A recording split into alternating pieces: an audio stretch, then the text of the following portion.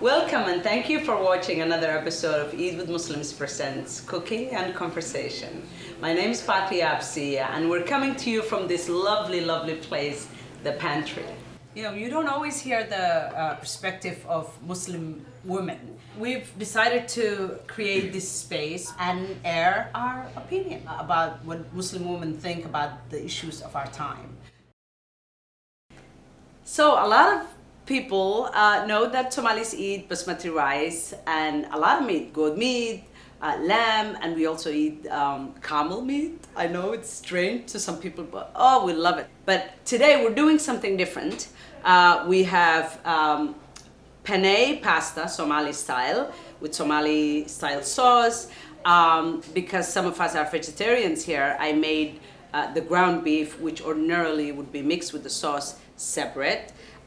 It wouldn't be complete without bananas, because Somalis, we eat banana with everything, or bananas.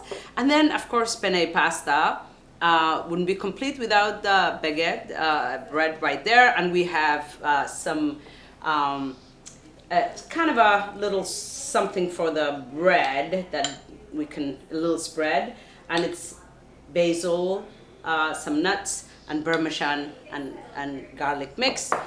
Dessert, we have Somali style halwa. Of course, halwa, a lot of nations in the Middle East and even India and different parts of the world, a lot of the Mediterranean coasts as well, make halwa, but ours is a little different. It's very rich and very delicious. It's right there. We have Somali biscuit, and of course all the other yummy American style stuff. We have blueberries and raspberries, and we have nuts and granola and yogurt, for those who are not keen in eating halwa. And then we have Somali latte right there that we will be serving with the halwa. So yeah, let's eat, shall we? Welcome back and thank you for joining us again. My name is Fatih Absiya. We're coming to you from the beautiful Pantry. We have couple of different issues, important issues that we're going to be discussing today. Black Lives Matter, the Me Too movement, the fallout from the killing of Jamal Khashoggi, and if we have time, much, much more.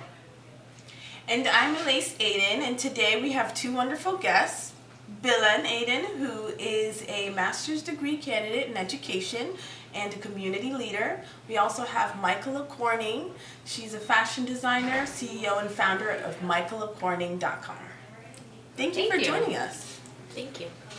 So the first topic is going to be, we're going to start with the Me Too movement, a very, very important movement, no doubt. Recently, Idris Elba talked about how a lot of men are nervous in Hollywood and also elsewhere. And he said, you don't have to be nervous. The only people who should be nervous are people who are doing the wrong things or have something to hide. I'm paraphrasing it. From a Muslim woman's point of view, how do we make sure that this leads to a tangible change rather than becoming vindictive and vengeance? Wow. So we're going to solve the world's problems. Is that what you're saying? I don't know. I have a unique perspective, maybe because I spent 20 years in corporate America, primarily in B2B sales, and was laid off a year ago. And I can say honestly that in the 20 years that I was in corporate America, the last firm that I worked in was the only place that I worked where I was not either sexually harassed or harassed for being a Muslim or both. Wow.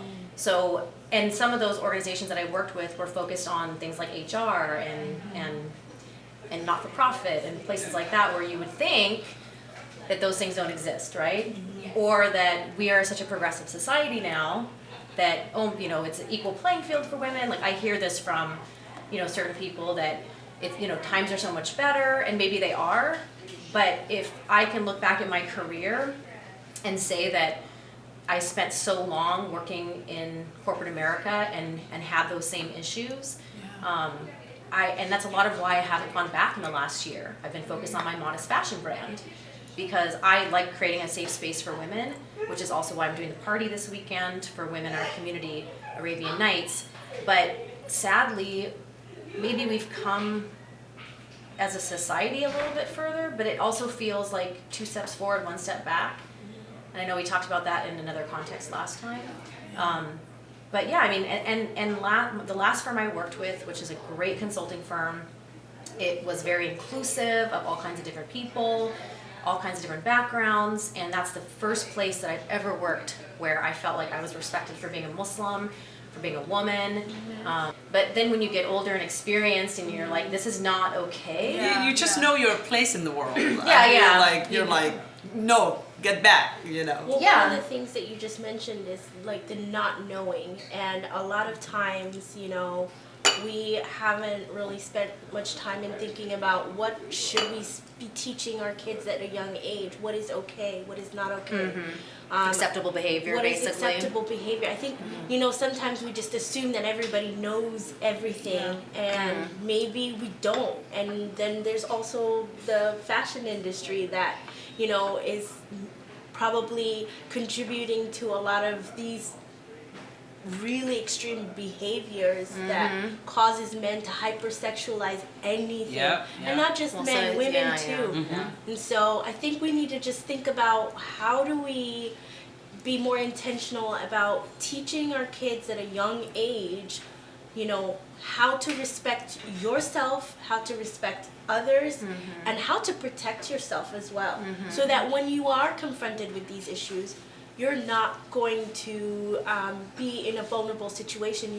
You'll have some of those tools to to take tangible actions that will hopefully result in something, you know, as something that will resolve, you know, in a better situation. You know what's interesting, since we talked about modest fashion, what's interesting about the modest fashion industry, which has really gained a lot of momentum in the last 5 years or so, it's the one segment in fashion that's really driven by women.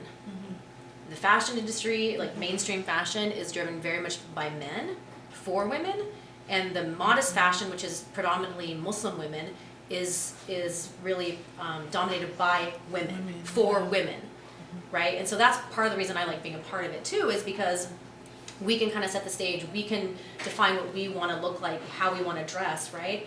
And it's interesting because when I talk to people about modest fashion, especially people that are not Muslim or don't necessarily think about modest fashion, I get this weird reaction sometimes from women. It's like, well, what does that mean? It's almost like a little bit defensive, like, well, what do you mean modest fashion?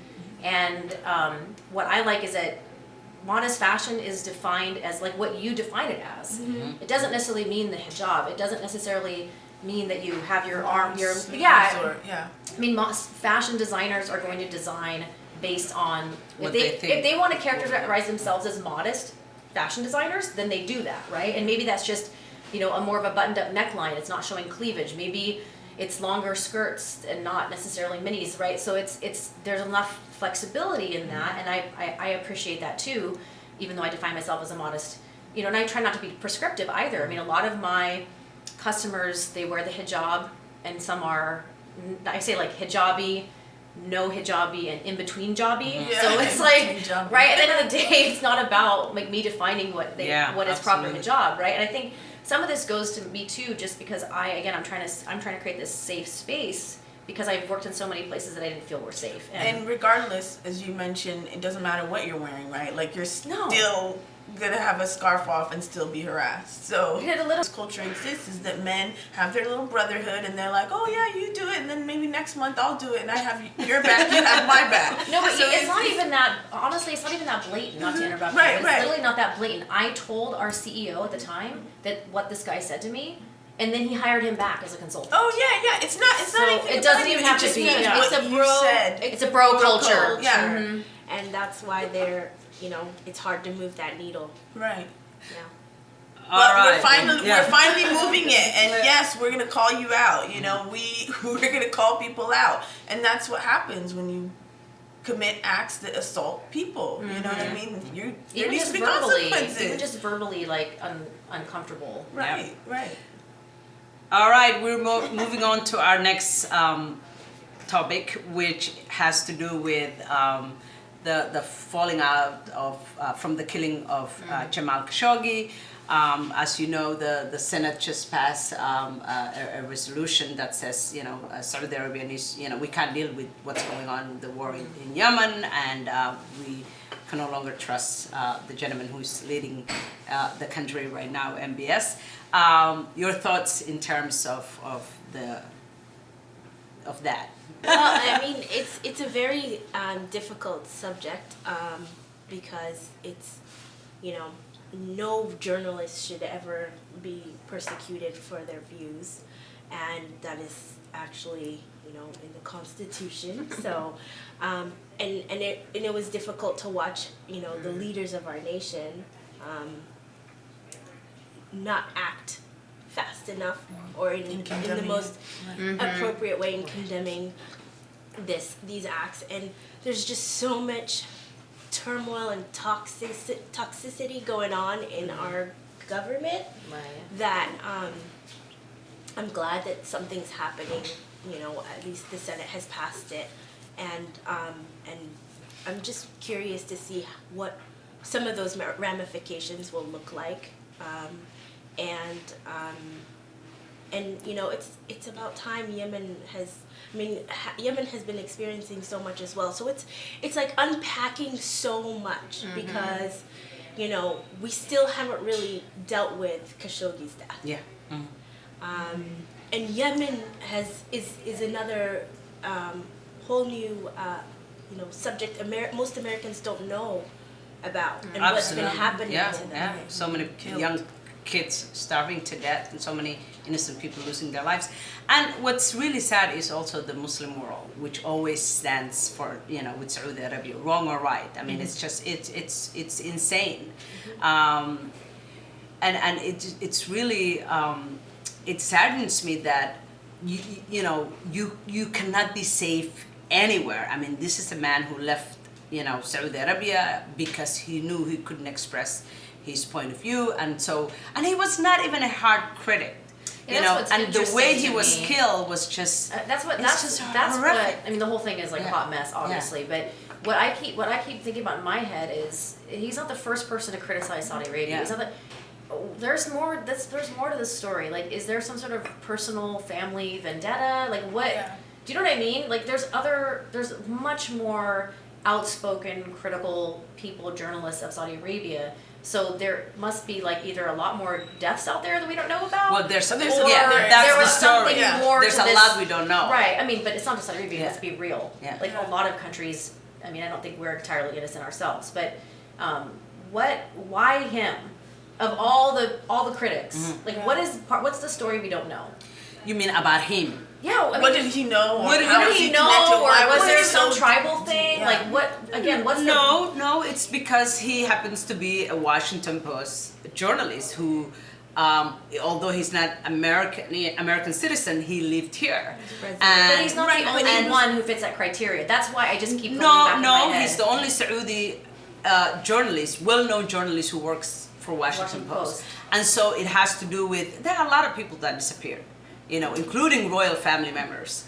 But this is, But it's so interesting that they really did this and thought there would be no consequences. And that goes to show you the relationship that they've had with America for so long. They're like, this will have no consequences. We're still going to be strong. You're still going to support us.